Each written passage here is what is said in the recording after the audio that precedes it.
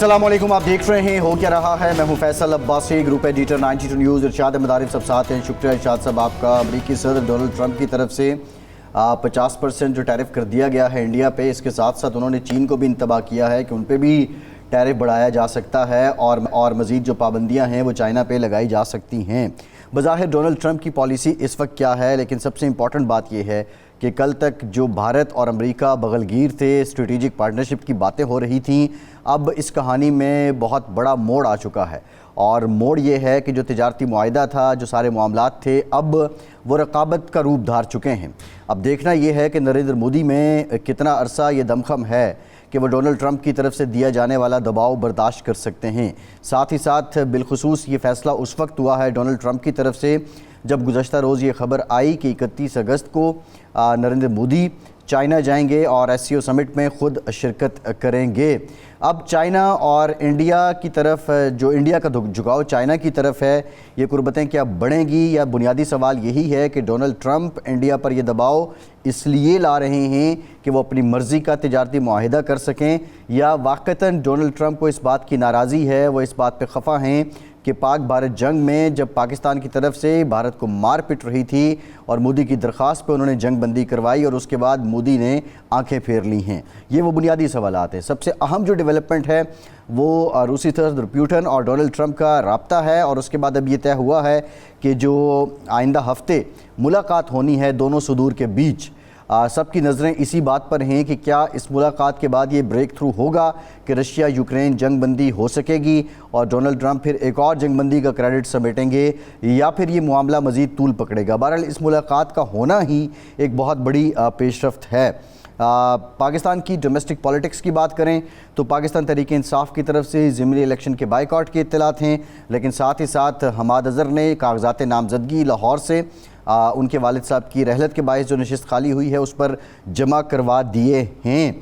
पाकिस्तान तहरीक इंसाफ की हिकमत अमली क्या है? बैरिस्टर गौहर 5 अगस्त आज को मौसर कहते हैं, लेकिन ये कितना मौसर रहा, किस हद तक मौसर रहा, ये भी बुनियादी निकात हैं। आज के प्रोग्राम में इस पर भी बात करेंगे। नईम हैदर पंजूता साहब पाकिस्तान तहरीक इंसाफ के वकील रहनुमा हैं, हमें ज्वाइन कर रहे हैं।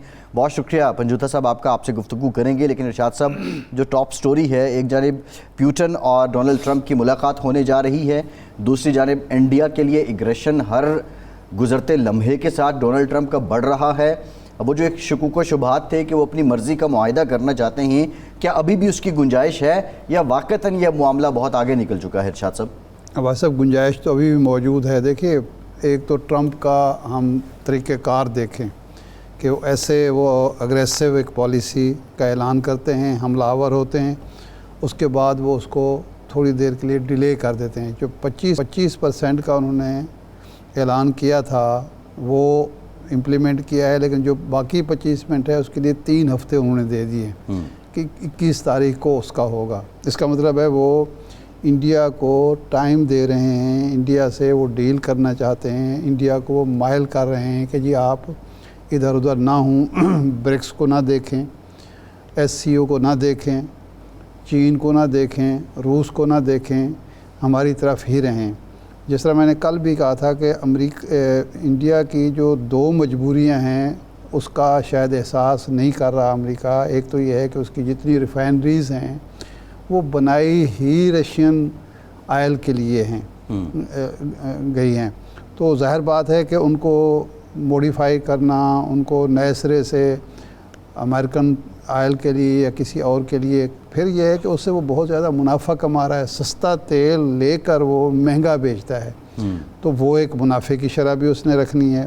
फिर उसके हथियार जो हैं उसके पास वो रशियन हैं, उसका तिजारत का बहुत बड़ा हुजूम रहा है रूस के साथ। नहीं, आज तो जो खबर आई कि वो रॉयटर्स ने खबर दी है कि असलहा जो है रूस इस्तेमाल कर रहे हैं इंडिया का। नहीं, रूस जो असला बना रहा है, ड्रोन बना रहा है, उसमें पुर्जे इंडिया में तैयार हो रहे हैं, इंडिया उनको सप्लाई कर रहा है। तो ये सारी चीज़ें हैं।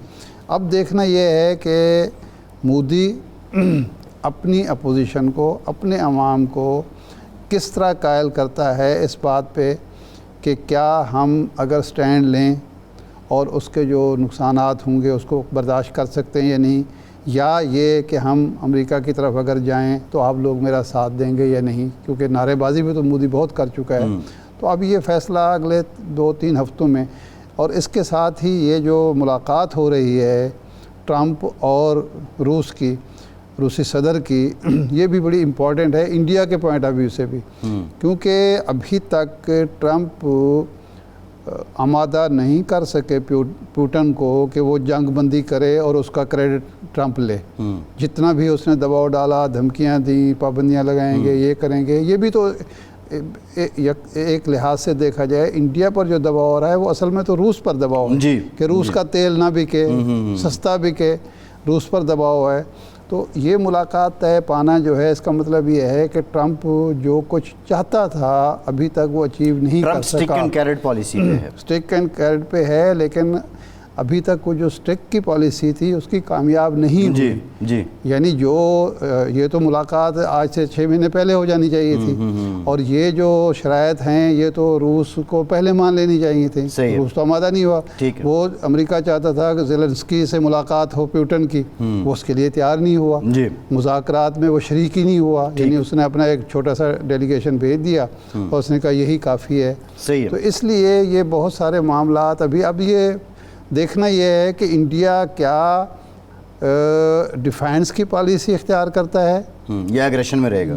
नहीं, डिफेंस तो एग्रेशन ही होता है, या डिफेंस की तरफ जाता है या वो कंप्रोमाइज़ की तरफ जाता है। ठीक है। अगर कंप्रोमाइज़ की तरफ जाता है तो हालात का रुख और होगा, अगर डिफेंस की तरफ जाता है तो हालात का रुख और होगा। बिल्कुल ठीक है।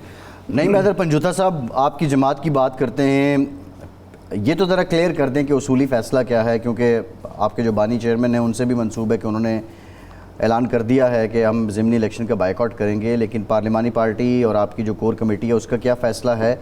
और दूसरा, अगर ये फ़ैसला हो चुका है कि आपने ज़िमनी इलेक्शन नहीं लड़ना, तो फिर हमाद अज़हर ने कागज़ात नामज़दगी किस कॉन्फिडेंस पे जमा करवाए हैं? बहुत शुक्रिया जी, आपने मौका दिया। देखें, खान साहब ने जो इस हवाले से मौक़िफ़ दिया है कि हम इलेक्शन के अंदर हिस्सा नहीं लेंगे, उसकी रीज़न जो मैं समझ रहा हूँ ये है कि जो सज़ाएं दी गई हैं हम उसको नहीं मानते, क्योंकि झूठी केसेस बनाकर गलत सज़ाएं दी गई, नंबर 1। नंबर 2, जो वहाँ इलेक्शन अब दोबारा करवाना है डिस्क्वालिफिकेशन करके, क्योंकि इलेक्शन कमीशन ने भी गलत काम किया, उसके पास इख्तियार नहीं था, उसने गलत नोटिफिकेशन किया, तो वहाँ जाकर सीटें इन्होंने अपनी ही जितवा के और अपने मेंबरान लेकर आने। पहले 17 सीटों से इनको हुकूमत दी गई, फिर आपने देखा रिकाउंटिंग के अंदर हमारी 3 सीटें हरा दी गई। एक जगह पर हमारे भाई वो फौत हुए, वहाँ फार्म 47 का किस्सा फिर लेकर आ गए, वहाँ जितवा दिया गया। उसके बाद फिर आपने देखा कि 9 लोगों को सजाएं देकर जिस तरह डिस्क्वालीफाई किया गया। तो हमारे तो 17-18 लोग जो हैं वो इस सारे मंजर के अंदर जो है इन्होंने एक पूरे प्लान के तहत उड़ाए, मखसूस नशिस्तें जिस तरह इनको दी गई। तो इमरान खान ने यही समझा होगा कि इस प्रोसेस को लेजिटिमेट करार देना है, इस जो नाअहली की गई है, जो सजाएं दी गई हैं, जो आगे प्रोसीजर अडॉप्ट करने की तरफ जा रहे हैं, तो हम इलेक्शन नहीं लड़ेंगे। जिस तरह फस्तायत से इन लोगों ने सामना किया, जुल्म का सामना किया, खड़े रहे इमरान खान के साथ, तो अब वहाँ इलेक्शन करवा कर तो इन्होंने सीटें खुद को ही देनी है, नून लीग को यानी पीपल्स पार्टी को, और इनको देनी है, तो फिर क्या फ़ायदा वहाँ इलेक्शन के अंदर हिस्सा लेने का। बाकी रह गई हमाद अज़हर साहब की हद तक बात, तो हमाद अज़हर ने ज़रूर एप्लीकेशन ये सोचते हुए दी होगी कि फ़ैसला अगर खान साहब की नज़र के अंदर कोई नुक्ता और आता है, या वो समझते हैं बाद में कि हमें इसके अंदर किसी पॉइंट के ऊपर कि हम हिस्सा ले लें, तो हमारे पास कम से कम एप्लीकेशन जो है वो ऑन पेज मौजूद हो कि हमने दी हुई है। पंजाब साहब, 1985 के गैर जमाती इलेक्शन का बायकॉट किया सियासी जमातों ने, उसमें पीपल्स पार्टी पेश थी, सबसे बड़ी पार्टी थी उस वक्त की भी, और बाद में ज़िंदगी भर बेनज़ीर भुट्टो साहबा पछताती रहीं कि हमें उस इलेक्शन का बायकॉट नहीं करना चाहिए था, क्योंकि दूसरे लोग आ गए और उन्होंने अपनी कॉन्स्टिट्यूंसीज़ मजबूत कर ली। फिर आपने सियासी जब आप तहरीक आदम एतमाद 22 में कामयाब होती है, आपने असम्बलियों का बायकॉट कर दिया, असम्बलियों से इस्तीफ़े दे दिए। बाद में एक पछतावा नज़र आया कि वो हमें बायकॉट नहीं करना चाहिए था, आप वापस जाने चाहते थे, लेकिन हुक्मरान जमात ने आपको नहीं जाने दिया। अब आप अगर बायकॉट की पॉलिसी पर आते हैं तो आप नहीं समझते कि जो आपके इलेक्टेबल्स हैं या इलेक्टेड मेंबर्स हैं, वो एक तो अपने अवाम के साथ बेवफाई करेंगे, अपने वोटर के साथ बेवफाई करेंगे, और फिर वो सीटों पर जो लोग आ जाएंगे वो बहरहाल काम करेंगे और आपके लिए मसाइल खड़े करेंगे। जब आपको ज़बरदस्ती हराया जाएगा जिसका आप दावा करते हैं तो फिर भी आपके पास एक जस्टिफिकेशन होगी, लेकिन जब आप ख़ुद ही मैदान में नहीं होंगे तो फिर तो आप ये नहीं कह सकेंगे कि हमें हरवा दिया गया है या हमारा मैंडेट चोरी हो गया।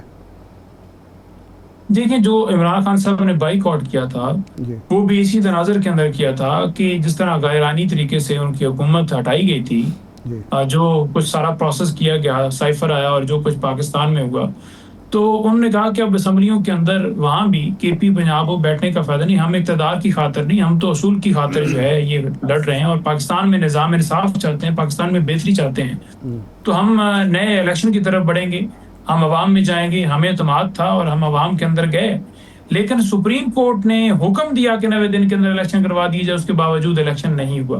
तो ये तो इनकी तरफ से ऐसा सारा किया गया, क्योंकि आगे जिसके साथ हमारा सामना है उनको सिर्फ अपनी जात की हद तक है कि कुर्सी बची रहे, उनको नहीं है कंसर्न कि पाकिस्तान का आइन क्या कहता है, पाकिस्तान की मंशा को देखना है, अवाम को देखना है, क्या राय है लोगों की, पाकिस्तान के हालात क्या है, मईशत कहाँ पे पहुंच गई है। तो वो अपनी कुर्सी के चक्कर में और अपनी जेबों के चक्कर में सारा दिन सारी रात रहते हैं। नंबर 1। नंबर 2 बात यह है कि इमरान खान ने जो अभी मौकफ लिया है वो यही असूली मौकफ है कि हम नहीं इसको एक्सेप्ट करते और ये एक एहतजाज है, ये प्रोटेस्ट है और इस प्रोसेस को हमें लेजिटिमेट नहीं करार देंगे। और जो लोग ये सुन के आगे से कह रहे हैं कि ठीक है जी नहीं आ रहे तो बेहतर है हम अकेले ही लड़ लेंगे, तो उनको मेरा ख्याल में खुद के अंदर नजर दौड़ानी चाहिए कि किस तरह उनके ज़मीर जो हैं वो मर चुके हैं, किस तरह उनके अंदर अखलाकियात की कमी आ चुकी है कि उन्हें कोई चीज़ की परवाह ही नहीं हो रही। लेकिन हम इस बात के ऊपर कायम है। इमरान खान साहब ने गिव अप नहीं किया 5 अगस्त को और 14 अगस्त को, और जब जब भी एहतजाज की कॉल अब भी दी है, तो ये बात साबित करती है कि इमरान खान अपने मौकफ पर कायम है। वो अपने मौकफ से 1 इंच पीछे नहीं हटे, वो डील करके स्टाम्प देकर। अच्छा, ये पंजोता साहब इसमें एक मेजर कंट्राडिक्शन है। आप सिविल सुपरमेसी के उसूल की बात करते हैं लेकिन मुज़ाकरात आप इस्टेब्लिशमेंट के साथ करना चाहते हैं, जो तो बेसिक एक बात वहाँ पे वहीं पे कंट्राडिक्शन आ जाती है। दूसरा, आपने बात की कि उसूल पे कायम है, वो यू टर्न लेने को भी एक ग्रेट लीडर की फजीलत समझते हैं। मोस्ट इम्पॉर्टेंट बात यह है कि इस वक्त जो आपकी पार्टी के हालात हैं, आपने 5 अगस्त के एहतजाज का जिक्र छेड़ दिया है। अली अमीन गंडापुर चीफ़ एग्जेक्टिव हैं सूबे के, कलीदी रहनुमा हैं, वो ख़िताब करने आते हैं, आपके कारकुन का गुस्सा इतना है कि उनको ख़िताब तक नहीं करने दिया जाता। तो किस बुनियाद पे आप इस एहतजाज को कामयाब करार देते हैं? जिस दिन आप एहतजाज कर रहे थे 9 मेंबरान असम्बली आपके नाअहल करार दे दिए इलेक्शन कमीशन ने, तो ये कैसे पुरअसर हुआ, ये कैसे कामयाब हुआ? देखें, 5 अगस्त की कॉल के हवाले से ये कहते हैं कि 5 अगस्त के दिन क्यों रख लिया, तो 5 अगस्त के दिन ही हमारे लीडर को जज हुमायूं दिलावर के जरिए सजा दी गई, उनके घर में रेड किया गया, जिस तरह वहाँ चादर चारदीवारी का तकद्दस पामाल किया गया, उनके लिए मौजूद थी, जो कुछ ट्रीट किया गया और उठाया गया। नंबर 1। 5 अगस्त को ही इन्होंने डिस्क्वालिफिकेशन का नोटिफिकेशन निकाला 9 मेंबरान का। इनको नहीं आया कि यौम जो है इस्तिसाल कश्मीर का दिन है आज, वहाँ उनको नजर नहीं आया। 5 अगस्त को ही इन्होंने शेख वकास के खिलाफ असम्बली के अंदर बात की कि इसकी रुकनीत मुअत्तल की जाए, वहाँ कश्मीर की बात करते ना। नवाज शरीफ साहब ने कितनी दफा जाकर इजलास अटेंड किया है कि आप रुकनीत की बात करें। 5 अगस्त को ही इन्होंने हमारे MNAs को पार्लियामेंट के अंदर पाबंद किए रखा कि वो बाहर ना निकल सकें। तो ये बातें जो है ना सिर्फ एक पॉलिटिकल इनके स्टंट हैं जो खेलते हैं और बातें करते हैं, हमारे ऊपर अटैक करते हैं। 5 अगस्त को हमारे लोग फस्तायत के बावजूद हमारे लोग निकले, गली मोहल्ले तक, वार्ड लेवल तक, UC लेवल तक लोगों के घरों में रेड किए गए। उसके बावजूद हमारे लोग निकले और उन्होंने आकर इज़हार यकीनत की इमरान खान के साथ पूरे पाकिस्तान में निकले। GP AJ हर जगह पर आवाम सड़कों के ऊपर थी। नंबर 2 बात आपने की है कि इमरान खान एस्टेब्लिशमेंट से बात करना चाहते हैं, तो एस्टेब्लिशमेंट के पास ही इख्तियार है, एस्टेब्लिशमेंट ने ही इनको बिठाया और एस्टेब्लिशमेंट से बात मुल्क की खातिर करना चाहते हैं कि मुल्क के अंदर इंसाफ का निज़ाम कायम हो, तमाम इदारे अपनी हदूद के अंदर हो, क्योंकि इख्तियार उनके पास है। अगर इख्तियार उनके पास ना होता, किसी और के पास होता, तो इमरान खान उसकी बात करते। तो इमरान खान तो नहीं कहते कि मैं आपसे बात करता हूँ तो मैं जो गैर आईनी काम है सारा उसको कबूल करता हूँ, जो आपने 26वीं तरमीम की उसको कबूल करता हूँ, जो मैंडेट चोरी किए गए मैं उसको कबूल करता हूँ। वो तो असूली मौक़िफ़ के ऊपर बात करने की बात करते हैं जिनके पास इख्तियार। अच्छा, इसके अलावा ये फरमाएं कि ये 14 अगस्त का एहतजाज भी 5 अगस्त की तरह एक रोज़ा होगा, क्योंकि पहले तो दावे किए जा रहे थे कि एक मुसलसल एक एहतजाजी अमल होगा और 90 दिन का बाकायदा अल्टीमेटम दिया था अली अमीन गंडापुर में कि ये 90 दिन तक एहतजाज रहेगा और फिर हम छुड़वा के। अब ये एक रोज़ा होगा, तय हो गया? जी बिल्कुल, ये एक रोज़ा ही होगा, 14 अगस्त को हम निकलेंगे। और जहाँ तक बात है कि एहतजाज या तहरीक जो है, तहरीक हमारी जारी है और तहरीक का सिलसिला जो है खान साहब ने आगाज़ का हुक्म दिया था, तो वो इंशाल्लाह इसकी कंटिन्यूएशन होगी। 14 के बाद फिर आपको एक दिन आएगा, एक हम टाइम देंगे, एक दिन मुकर्रर करेंगे, उस दिन के ऊपर फिर हम निकलेंगे। तो यानी हम उसके तो बाद फिर आवाज़ 6 बुलंद सितंबर को करेंगे। आप करेंगे, उसके बाद 6 सितंबर को करेंगे, क्योंकि कौमी दिनों के साथ अब जुड़ गया ये एहतजाज, तो फिर 6 सितंबर को होगा गालिबा। नहीं 6 सितंबर को नहीं, 14 अगस्त को लास्ट टाइम भी हमने किया। 14 अगस्त को हम पाकिस्तान का झंडा लेकर निकलेंगे, तहरीक इंसाफ का झंडा लेकर निकलेंगे, हम हिंदुस्तान का झंडा लेकर नहीं निकलेंगे। पाकिस्तान के अंदर तो फलस्तीन का आप झंडा उठाएं तो आपको धर लिया जाता है, और उधर स्टेटमेंट्स हम दे रहे हैं कि हम खुराक की सप्लाई कर रहे हैं। आपके सामने ही है कि दहशतगर्दी के मुकदमात सेनेटर मुश्ताक के ऊपर बना दिए गए, और हमने भी उठाए, हमारे ऊपर भी बनाया कि हमें फलस्तीन का झंडा लेने की इजाज़त दे दी जाए, पाकिस्तान का झंडा लेने की इजाज़त दे दी जाए, हमें तो उसकी भी इजाज़त नहीं होगी। आप 14 अगस्त को देखिए। अच्छा, ये फरमाएं कि ये जो 9 मई के मुकदमात में सज़ा याफ्ता लोग हैं, एक तो हिकमत अमली आपकी है, आप जा रहे हैं, अपीलों में जा रहे हैं, आप ज़मानतें करवा रहे हैं। अगर ज़ाहिर बात है कि अपीलें अगर आपकी दरख्वास्तें जमा भी हो जाएं तो वो एक लंबा प्रोसेस है, ज़रूरी नहीं कि वो इस साल लगें दरख्वास्तें अगले साल लगें, क्योंकि अब 26वीं आईनी तरमीम के साथ आउट ऑफ टर्म कोई दरख्वास्त नहीं लग सकती। तो उस दौरान आप क्या करेंगे? यही होगा कि किसी ख़ास दिन पर एहतजाज एक रोज़ा कर लिया और काफ़ी हो गया? देखिए, सबसे पहली मैं बात करना चाहूँगा इलेक्शन कमीशन ने, कि पहले आपने इलेक्शन लूटा, जिसकी गवाही कमिश्नर रावलपिंडी ने दी कि 70-70 हज़ार की लीड से लोग जीते हुए थे। फिर आपने मखसूस नशिस्तों का फैसला आया, आपने उसके ऊपर अमल नहीं किया। जो ही फैसला आया सजाओं के हवाले से, आपने फौरन जो अमल कर दिया। जब मखसूस नशिस्तों का फैसला नून लीग या पीपल्स पार्टी के हक में आया, तब भी आपने फौरन अमल कर दिया। तो इलेक्शन कमीशन को गैर जानबदार होना चाहिए। ये तो जानबदारी का मुजाहरा करके सिर्फ एक पार्टी को या मुख्तलिफ जो पार्टियां जो उनको जिनकी वो हामी है, यानी पीपल्स पार्टी, नून लीग और चंद जो और हैं जो हुकूमत के अंदर है, उनकी सिर्फ सपोर्ट के अंदर वो सारे हैं। नंबर 1। नंबर 2 बात ये रह गई कि इलेक्शन कमीशन के पास इख्तियार ही नहीं था आर्टिकल 63(1)H के तहत इस नुक्ते के ऊपर डिस्क्वालीफाई करने का, क्योंकि 63(1)H जो है वो मॉरल टर्पिट्यूड की ग्राउंड के ऊपर डिस्क्वालिफिकेशन का राइट देता है इलेक्शन कमीशन को। लेकिन उसके लिए भी प्रोसेस ये है कि स्पीकर या चेयरमैन सेनेट जो है वो जो है उसका रेफरेंस भेजेगा, और 30 दिनों के अंदर वो रेफरेंस जाएगा। 90 दिन के अंदर उसके पास टाइम है कि वो उसको डिसाइड करेगा। 90 दिन के अंदर वो नुक्ता समझता है कि वाकई मॉरल टर्पिट्यूड का मामला है, तो फिर डिस्क्वालिफिकेशन होगी। लेकिन उस दरमियान भी नोटिस फरमाए जाएंगे उन तमाम अराकीन को जिसके हवाले से उनको रेफरेंस भेजा जाएगा। लेकिन यहाँ ना नोटिस भिजवाए गए, ना ये देखा गया कि इस सेक्शन का, इस आर्टिकल का इतलाक होता है या नहीं, बस खाली लिखा लिखाया नोटिफिकेशन निकाल के दे दिया। पेशावर हाई कोर्ट ने इसके अंदर ये कहा है कि जितनी भी कार्रवाई है इस नोटिफिकेशन के बाद उसको जो है वो रोका जाता है, और इसके अंदर इलेक्शन कमीशन जाके रिप्लाई करे। और जहां अपीलों की बात है, जिन लोगों को सजाएं हुई हैं, उसमें हम लाहौर हाई कोर्ट के अंदर जाएंगे, वहां जाकर इस्तदा करेंगे कि सजाओं की मुतल्लिक की जाए और कन्विक्शन जो है उसको ख़त्म किया जाए ताकि वो आगे कंटिन्यू कर सकें। अच्छा, जमशेद दस्ती केस में आप जो बात कर रहे हैं उसके तो उलट हुआ है। उसमें तो वकील ने दलील यही दी कि अदालती फैसले के बगैर आप किसी रुकन को मुअत्तल नहीं कर सकते। खुद इलेक्शन कमीशन जो डिग्री की बात पे जमशेद दस्ती को मुअत्तल कर रहा है, तो इसलिए उनको वो फैसला भी मुअत्तल हुआ। तो यहाँ तो इलेक्शन कमीशन जो जवाब देता है कि उनके पास तो एक अदालती फैसला है और उसकी बेस पे ये लोग तो अब असेंबली में बैठने के अहल नहीं हैं। नहीं, देखें, अदालती फैसला जो है वो है, उसकी बुनियाद के ऊपर आप नहीं कर सकते, क्योंकि इलेक्शन कमीशन जिस आर्टिकल का हवाला दे रहा है वो 1H का दे रहा है। अब इलेक्शन कमीशन के पास आपने इख्तियारात देखने हैं कि किस किस तनाज़ुर के अंदर उसके पास इख्तियारात हैं खुद से ये सारी कार्रवाई करने का, यानी जब स्पीकर भेजेगा या खुद से वो करेगा। तो उसमें एक तो ये चीज़ आती है कि अगर बंदे की दोहरी शरीयत हो, दूसरा आता है कि बंदा अनसाउंड माइंड हो, तीसरा इसी तरह से आता है कि मॉरल टर्पिट्यूड का मामला हो। उसके साथ अगर कोई बंदा जो है वो दिवालिया हो गया, उसने लोन लिया, यानी उसकी मुख्तलिफ उसके अंदर वो कैटेगरीज हैं जिसकी बुनियाद के ऊपर वो सारी चीज़ आएगी तो वो जाकर करेगा। जहां बात है बंदे की करप्ट प्रैक्टिस के हवाले से या कोई और चीज़, जैसे ये डिग्री वाला मामला है, तो उसके लिए इलेक्शन कमीशन ने रेफरेंस भेजना होता है मुतलका अदालत को कि सिविल कोर्ट जनाब आप, ये जैसे अब तोशा खाना में इमरान खान के खिलाफ रेफरेंस आया तो वो उन्होंने भेजा आगे कोर्ट को, तो वहां जाकर कोर्ट ने उसके ऊपर ट्रायल किया, उसके बाद जाकर सजा हुई।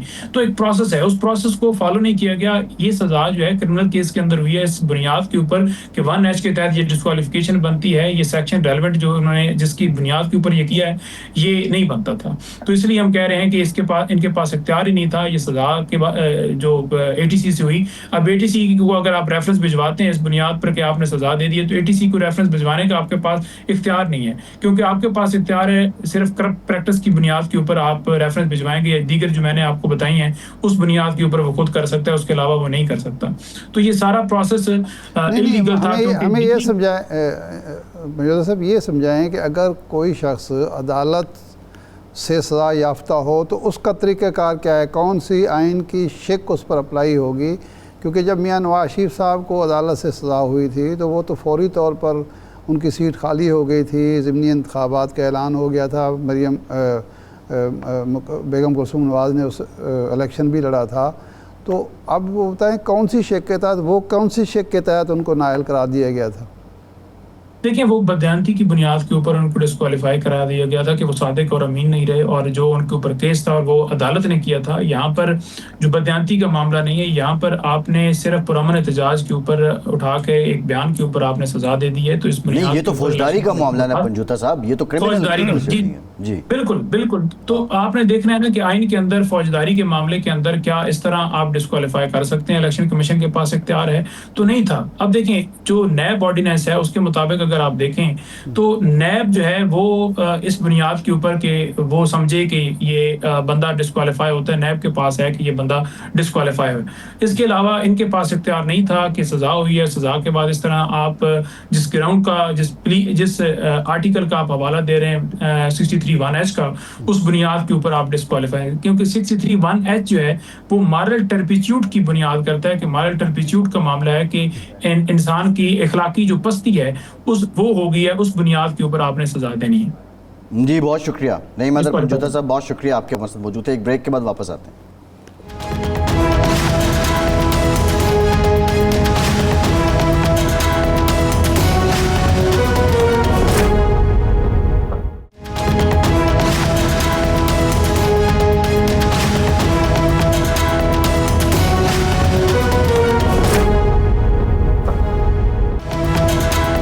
ब्रेक के बाद एक बार फिर से आपको खुशामदीद कहेंगे। हमें अमेरिका से ज्वाइन कर रहे हैं साजिद तारड़ साहब, आप रिपब्लिकन रहनुमा हैं। बहुत शुक्रिया तारड़ साहब आपके वक्त का। तारड़ साहब, ये जो ट्रंप साहब भारत के बारे में मोहब्बतें डाली जा रहे हैं, इसकी रीज़न क्या है? क्या वो प्रेशर बिल्ड कर रहे हैं अपनी मर्ज़ी के तिजारती मुआहदे के लिए, या वाक़तन डोनाल्ड ट्रंप साहब समझते हैं कि जो जंगबंदी उन्होंने करवाई और उसके बाद भारत ने जिस तरह जो अदाएँ दिखाई हैं और इवन एहसानमंद होने के बजाय अब वो उनके अमेरिका के रकीबों से मरासिम बढ़ा रहा है, या वो रीज़न है?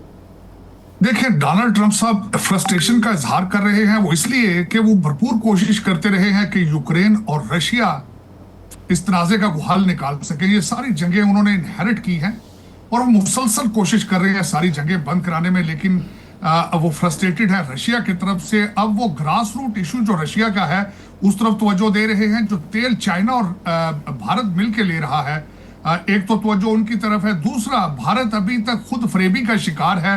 विश्व गुरु का जो दावा है थोड़ा जल्दी कर दिया उन्होंने, और फिर उसके बाद एक और बात है कि वो उनको पुरानी आदत बन चुकी है बराक ओबामा और जो बाइडेन की, लेकिन आज जो है वो न्यू शेरिफ इन टाउन है।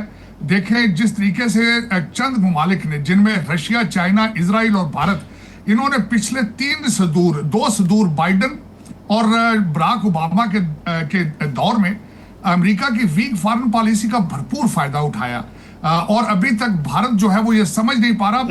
अब इस वक्त भारत बंद गली में आ चुका है। सिर्फ एक चीज अर्ज करना चाहूंगा, टैरिफ के जो हालात हैं 50%, 9.8 बिलियन फार्मास्यूटिकल सिर्फ लोन, अब ये किस तरीके से उसका 50% टैरिफ दे पाएंगे? इसमें स्टील अभी अलग है, इसमें अभी डेयरी प्रोडक्ट्स अलग हैं, अभी फार्मर्स अलग हैं, इसमें और बहुत सी चीजें हैं। लेकिन दूसरी तरफ अगर मोदी साहब बेंड होते हैं, अपने राफेल का वो उस पे इकरार करते हैं, तो फिर वो विश्व गुरु नहीं रहेंगे। इस वक्त अगर देखा जाए तो मोदी साहब भारत के अंदर एक पॉलिटिकल बन चुके हैं। भारत के अंदर से उनके इस्तीफे की आवाजें आ रही हैं, भारत के अंदर से उनका जानशीन ढूंढा जा रहा है। तो इस वक्त देखा जाए तो भारत ये मैं समझता हूँ, I still believe in miracles. ये इस वक्त मिरेकल्स आर टेकिंग प्लेसेस। मैं आज भी ये समझता हूं कि जब मैं ओवरसीज पाकिस्तानी कन्वेंशन में जब गया था तो मैंने एक चीज अर्ज की थी कि पूरी दुनिया रिकैलिब्रेशन की तरफ जा रही है और सारे के सारे element they are going into the favour of Pakistan. उसके बाद आपने देखा कि 10 मई का मार्का जो था उसने पाकिस्तान की किस्मतें और तकदीरें बदल के रख दी हैं। हमारे 3 मिनिस्टर वॉशिंगटन डीसी में होते हैं और हमारे फील्ड मार्शल साहब चाइना में होते हैं। अभी आज भी हमारे फील्ड मार्शल साहब जो है वो सेंटकॉम के दौरे पर फ्लोरिडा उतर चुके हैं। तो देखने वाली बात है चाइना और अमेरिका का साथ होना उस रीजन के अंदर। एक कन्वेंशनल वॉर जिसके बारे में समझा जाता था कि पाकिस्तान कभी भी नहीं जीत पाएगा, एक मिथ थी कि हमारे पास डीजल नहीं है, हमारे टैंकों को जंग लग चुका है। तो जिस तरीके से आपने एक नया वॉर गेम इंट्रोड्यूस कराई है, पूरी दुनिया इंटरेस्टेड है कि किस तरीके से एक बहुत छोटा मुल्क एक बहुत थोड़े से बजट के साथ दुनिया की इतनी बड़ी चौथी बड़ी पावर जो इकोनॉमिक अपने आप को समझते हैं विश्व गुरु, उनको जो है लोहे के चने चबवा सकता है। तो मेरे ख्याल में ये प्रूव हो चुका है। The next century is yours. उस रीजन में अब पाकिस्तान लीडर बन के उभरा है और इट इज रिमार्केबल। अच्छा, ये फरमाएं कि अगर मोदी हुकूमत ख़त्म हो जाती है तो आपके ख्याल में जो नई हुकूमत होगी, ज़ाहिर इसी पार्टी के भी तो होगी, तो वो मान लेगी ये बात कि रूस से तेल ना ख़रीदा जाए, रूस से तिजारत बंद कर दी जाए, या आप समझते हैं कि हुकूमत कोई भी हो वो मजबूर है, क्योंकि एक तो उसकी रिफाइनरीज जो हैं इंडिया की वो सारी की सारी रूसी तेल के लिए बनाई गई थी और उसको बहुत ज़्यादा मुनाफा भी हो रहा है, वो सस्ता तेल ख़रीद के महंगा मार्केट में बेचता है रिफ़ाइन करके। तो वो नई हुकूमत जो भी होगी, कांग्रेस की हो या बीजेपी की हो, तो वो ट्रंप की बात मान लेगी और तिजारत बंद कर देगी, ताल्लुकात ख़त्म कर देगी रूस से। देखिए, रॉयटर्स की खबर आ चुकी है कि खुफिया तौर पर जो ऑफर्स की जा रही हैं जिसमें जीरो टैरिफ है कुछ प्रोडक्ट्स के ऊपर, जो इंडस्ट्रियल इक्विपमेंट और इंडस्ट्रियल चीजों के बारे में, और उसके बाद $25 बिलियन का गैस और तेल का ऑफर की जा रही है अमेरिका से लेने के लिए। तो इस वक्त लाले पड़ चुके हैं लोग, आपको पता है भारत से पैसा लेके भाग रहे हैं। तो मेरे ख्याल में 2 चीजें होंगी। अगर इनका जानशीन कोई आता है तो वो एक तो मिडिल ग्राउंड पे होगा, बजाय कि फार राइट पे हो, फार एक्सट्रीम पे, जिस तरह मुसलमानों के साथ दुश्मनी, पाकिस्तान के साथ दुश्मनी, उसकी पॉलिसियां नरम होंगी। और दूसरा, उसको पता होगा कि अमेरिका के साथ डायलॉग करके वो आया है। तो मेरे ख्याल में हालात तब्दील होंगे।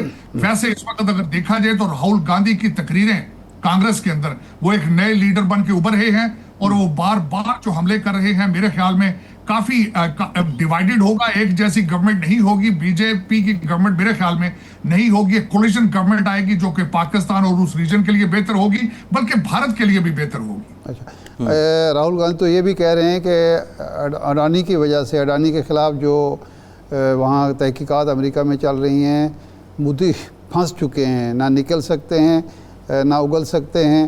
तो ऐसी सूरत में आप समझते हैं कि वाकई अडानी का जो केस है वो ऐसा है जिसकी वजह से मोदी के लिए फैसला करना मुश्किल हो रहा है?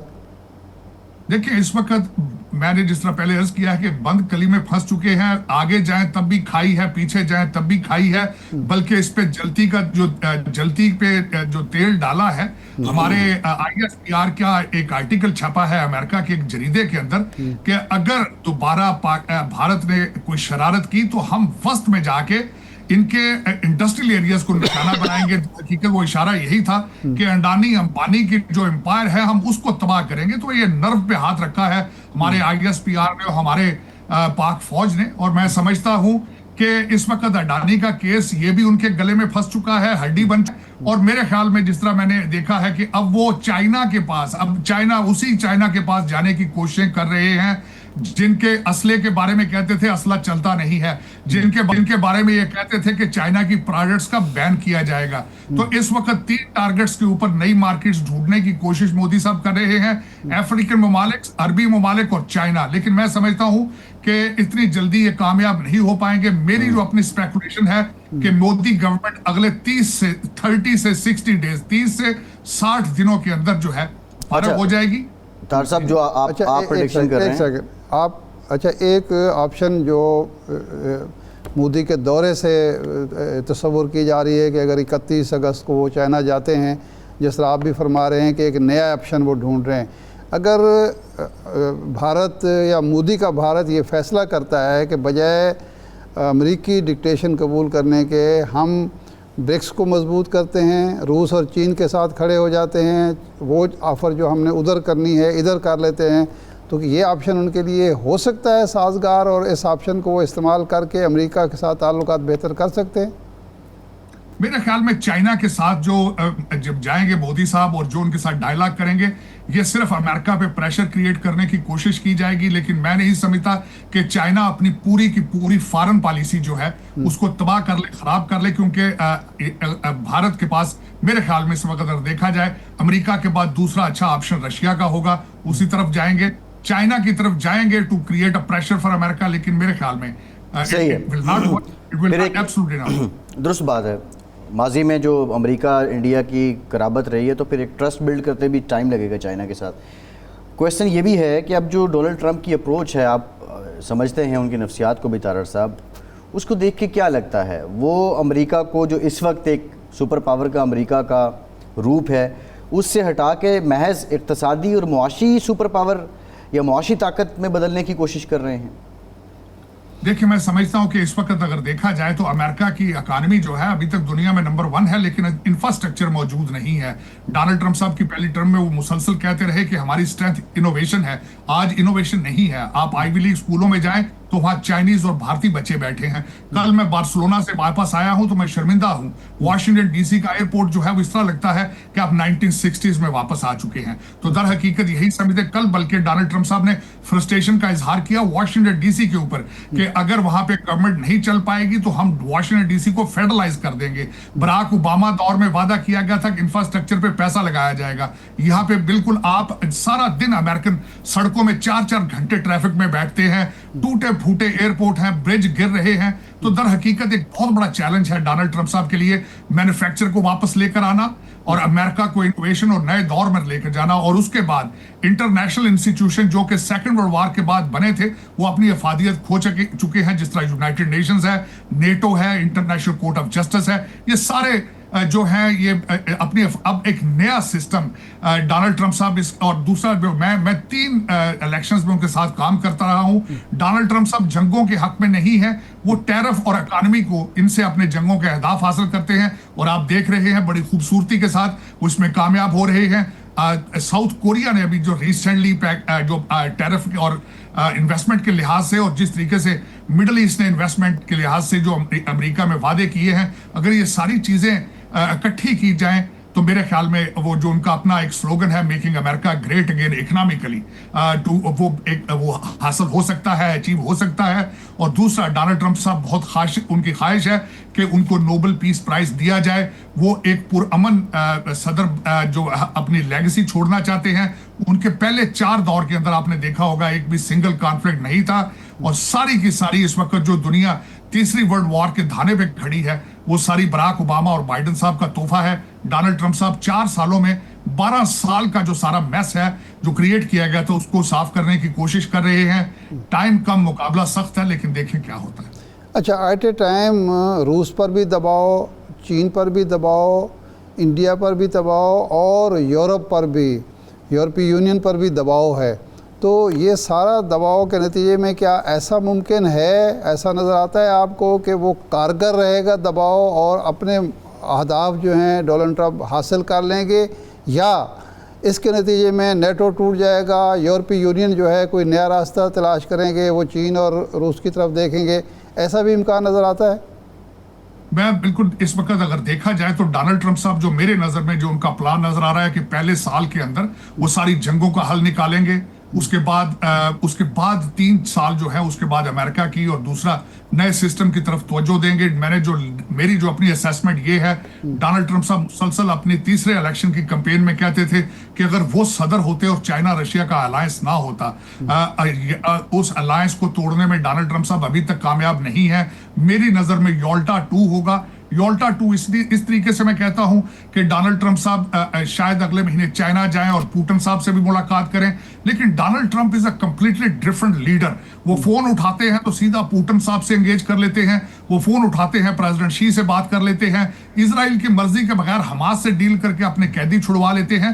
तो he is a very unique president versus किसी भी दूसरे अमेरिकी सदर की तरह। He does not believe into that traditional diplomacy। तो मेरे ख्याल में आप देखेंगे आने वाले दिनों के अंदर कि अमेरिका की फॉरेन पॉलिसी स्ट्रांग होगी, उनका doctrine achieving peace through strength वो कामयाब होगा, और आप देखेंगे कि अमेरिका जो है अभी it's too early to predict. अभी तो देखा जाए तो डोनाल्ड ट्रंप साहब फ्रस्ट्रेटेड नजर आते हैं यूक्रेन गाजा के हवाले से, और देखा जाए तो दूसरी जो जंगें हैं ईरान के हवाले से, लेकिन मैं समझता हूं कि टैरिफ का पॉलिसी जो उनकी थी उसमें वो कामयाब नजर आते हैं। अच्छा सही है, एक ब्रेक लेते हैं। ब्रेक के बाद हम जो रूसी सदर और प्रेसिडेंट ट्रंप की मुलाकात होने जा रही है इस पर बात करेंगे। हमारे साथ रहिए।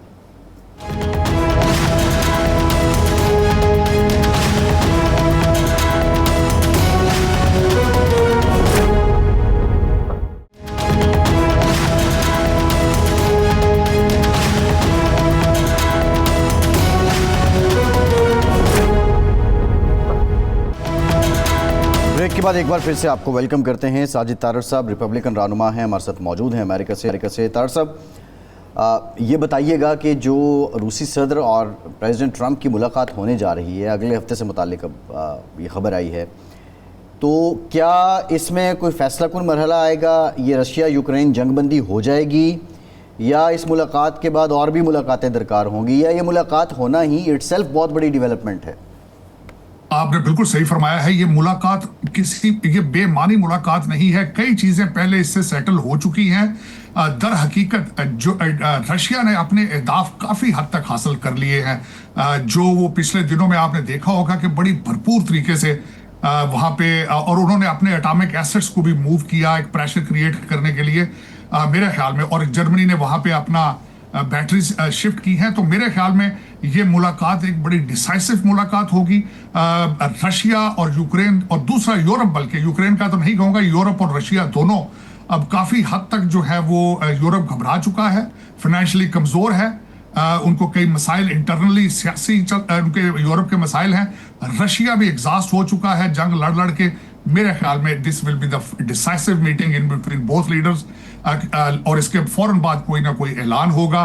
This is what my speculation. मैंने पहले भी सवाल किया था, आपके ख्याल में नेटो अब बरकरार रह पाएगा? उसकी क्या ज़रूरत होगी? जब वो जंग का ज़माना ही ख़त्म हो गया तो नेटो की क्या ज़रूरत है? बिल्कुल, इस वक्त कोई अफादियत मौजूद नहीं है। अगर देखा जाए नेटो आखिरी सांस ले रहा है। मैं ये तो नहीं कहूंगा कि खत्म हो जाएगा, लेकिन यूरोपियन परेशान है। यूरोपियन इस वक्त देखा जाए तो यूरोपियन ममालिक कई मुख्तलिफ ग्रुपों के अंदर है, अपने डिफेंस बजट की तरफ तवज्जो दे रहे हैं, आपने देखा होगा, और वो सोच रहे हैं कि हम अमेरिका के बगैर किस तरह सर्वाइव करेंगे, और ये बहुत बड़ी बात है, डिसाइसिव मूवमेंट है। लेकिन मेरे ख्याल में अभी 3-4 साल लगेंगे। नेटो मेरे ख्याल में और यूरोपियन इंतजार करेंगे डोनाल्ड ट्रंप साहब की टर्म के बाद क्या होता है। इस वक्त कई जो मुतनाज़ा चीजें हैं वो वेट कर रहे हैं। 3 साल मजीद इंतजार करेंगे। जो अगला अमेरिकन सदर होगा, अगर उसमें फिर दोबारा रिपब्लिकन आते हैं तो this will be the end of the NATO. ये जंग बंदी अगर होती है और जिसकी तवक्को की जा रही हो जाती है, तो ये एक लिहाज से कामयाबी नहीं होगी रशिया की कि उसने अपने अहदाफ हासिल कर लिए? यूरोप को जो आगे वो बढ़ रहा था नेटो की शक्ल में और नेटो का हिस्सा बना के यूक्रेन को, उससे वो पीछे हट गया, और अमेरिका ने भी इस बात को मान लिया कि इस इलाके का बादशाह जो है वो रूस है। डेफिनेटली मैं ये समझता हूं कि इस जंग में Russia will be the winner. उन्होंने बहुत ज्यादा हिस्सा यूक्रेन का कब्जा कर लिया है। जो वो समंदर पे अपनी जो उनके एरियाज थे वो उन्होंने कर लिए हैं, और अमेरिका किसी ना किसी तरीके की अंडरस्टैंडिंग में मौजूद है कि आपने जो अहदाफ हासिल करना था कर लिया है। अब रेयर अर्थ मिनरल में हम यूक्रेन में जाके अपने कॉन्ट्रैक्ट करेंगे।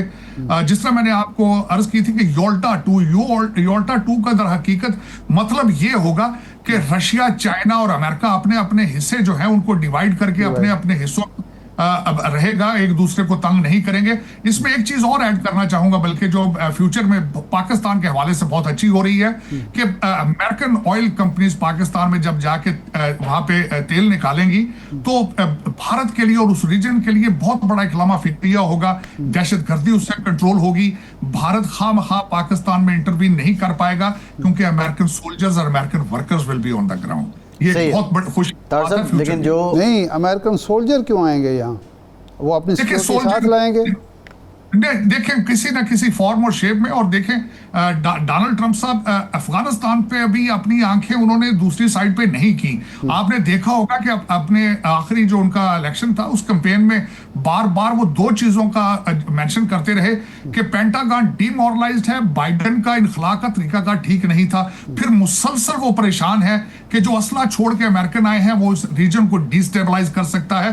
तो मैं उस तनाजर से बात कर रहा था कि वो कभी भी इस रीजन से अब वो अपना मुंह दूसरी तरफ नहीं कर पाएंगे। वो इस रीजन को दहशतगर्दी के हवाले से भी सामने रखेंगे, जिसमें पाकिस्तान की इंपॉर्टेंस और जो पाकिस्तान में जो नए कॉन्ट्रैक्ट हुए हैं वो बहुत इंपॉर्टेंट होंगे पाकिस्तान की फॉरेन पॉलिसी के हवाले से। अच्छा, नहीं, यूल्टर 2 जो फिर तो ना हुआ ना। अगर इस इलाके में मसलन इस वक्त सबसे ज़्यादा इंटरेस्ट जो अफगानिस्तान में है वो चाइना का है, तो चाइना के इंटरेस्ट को अगर वाच करेगा, सपोज अमेरिका वाच करेगा, तो चाइना को इस पर एतराज़ होगा अल्टीमेटली। लेकिन किसी ना किसी अंडरस्टैंडिंग में जाएंगे। जो मेरा अपना जाती तौर पे ख्याल है कि अमेरिका CPEC को बर्दाश्त करेगा, उनको इसमें ग्रो करने की इजाजत होगी या कोई अंडरस्टैंडिंग होगी। इसी हवाले से दहशतगर्दी के हवाले से आपने देखा होगा कि अफगानिस्तान के जो फॉरेन मिनिस्टर थे और हमारे फॉरेन मिनिस्टर, इनको चाइना के अंदर इनकी मीटिंग हुई। तो ये सारी चीजों का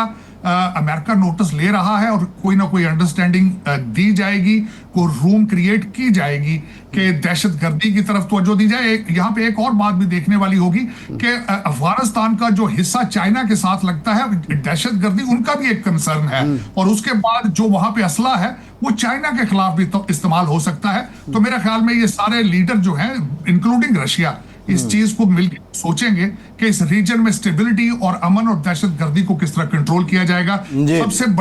सबसे ज्यादा बुरी खबर इसमें भारत के लिए होगी, जो कि मुसलसल पाकिस्तान पे प्रेशर बलूचिस्तान के हवाले से क्रिएट करता है, गवादर के हवाले से क्रिएट करता है। तो मेरे ख्याल में उसमें उनको नुकसान है, लेकिन Pakistan is on the winning. अच्छा, ये बताएं तार साहब, जिस तरह आपने फरमाया कि 30 से 60 दिन में भारत बिल आखिर घुटने टेकेगा, अमेरिका की तरफ देखेगा, अमेरिका की बात मानेगा, तो वो सिर्फ तिजारती टैरिफ के हवाले से होगी या जो वादा पाकिस्तान से किया जा चुका है, मार्को रूबियो ने किया या ट्रंप ने किया कि मुज़ाकरात होंगे दोनों ममालिक में, मसले कश्मीर पर बात होगी, तो ये मुज़ाकरात की नौबत भी आएगी, मसले कश्मीर पर भी बात होगी और मसला कश्मीर हल कराएगा अमेरिका? मैं डेफिनेटली इसमें बहुत होपफुल हूँ, क्योंकि डोनाल्ड ट्रंप साहब ने तकरीबन 30 के करीब दफा उन्होंने ट्वीट भी किया, उन्होंने सीज फायर की बातें की, ट्रेड की बातें की, कश्मीर की बातें की। और दूसरा, पाकिस्तान टेबल पे बैठेगा और उनकी पहली कंडीशन ही कश्मीर है पाकिस्तान की। तो अल्टीमेटली डायलॉग हो ही नहीं सकता जब तक कश्मीर के तनाजे का हल ना सोचा जाए। तो मेरे ख्याल में मैं समझता हूं कि डोनाल्ड ट्रंप साहब के इन्हीं 4 सालों में अल्लाह करे कि कश्मीर का हल निकलेगा और मैं बड़ा पुरुमीद हूँ इस मामले में। सही है। अच्छा, ये बताइए कि आपने जिस तरह कहा कि यूरोप में अब मुख्तलिफ ग्रुप बन चुके हैं, नेटो जो है वो भी टूटने के बादल मंडला रहे हैं, डोनाल्ड ट्रंप साहब का जो शार है वो ये है कि मेक अमेरिका ग्रेट। अब ये आपको नहीं लगता, और जिस आप चाइना ने अपना वज़न जो है वो इंडिया चाइना की तरफ डाल रहा है, आप नहीं समझते कि दुनिया बाइपोलर हो रही है, अमेरिका का वो असर रसूख जो आज है वो ख़त्म हो रहा है?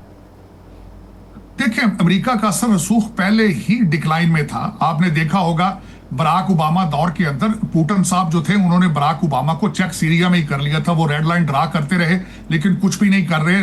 रशिया सीरिया के अंदर चला गया। उसके बाद आपने देखा होगा इजराइल ने किस तरीके से मनमानी की, जो दिल में आता करता रहे। बाइडेन साहब सिर्फ शोर करते रहे। यूक्रेन के हवाले से आप देख लें, रशिया में उनकी फॉरेन पॉलिसी बिल्कुल फ्लोर थी। चाइना जो मर्जी अपनी क्रीज से बाहर निकल के खेलता रहा अफ्रीका में, मिडल ईस्ट में। बल्कि एक लम्हा फिक्रिया ये था कि ईरान और सऊदी अरेबिया की सुलह जो कैंप डेविड में होनी चाहिए थी वो शंघाई में हुई। तो ये सारी चीजें अगर देखा जाए तो अमेरिका की फॉरेन पॉलिसी डिक्लाइन पे थी। और यही एक प्लानिंग थी, यही एक पॉलिसी थी बराक ओबामा की कि किस तरीके से उनकी पूरी कोशिश थी कि अमेरिका सोशलिज्म की तरफ जाए और जा चुका है। किस तरीके से अमेरिका के अंदर मैंने पहली दफा देखा है अपने 36 साल अमेरिकन लाइफ में कि अमेरिकन बच्चे आज जो है वो अमेरिका के झंडे जला के death to America and we are Hamas के नारे लगा रहे हैं इस पे। और अकेडमिया इस वक्त कंप्लीटली सोशलिस्ट है। कोलंबिया यूनिवर्सिटी, हार्वर्ड, सही है। आप देख लें कि आज क्या हो रहा है। तार से तो बड़ी इस पे दिलचस्प भी- गुफ्तगू आप कर रहे हैं, लेकिन टाइम खत्म हो गया है। कता कलामी की माफ़ी, प्रोग्राम का टाइम खत्म हो गया। शुक्रिया आपका साजिद तारड़ साहब। इरशाद साहब आपका शुक्रिया। आज के प्रोग्राम से इतना ही, इजाज़त दीजिए।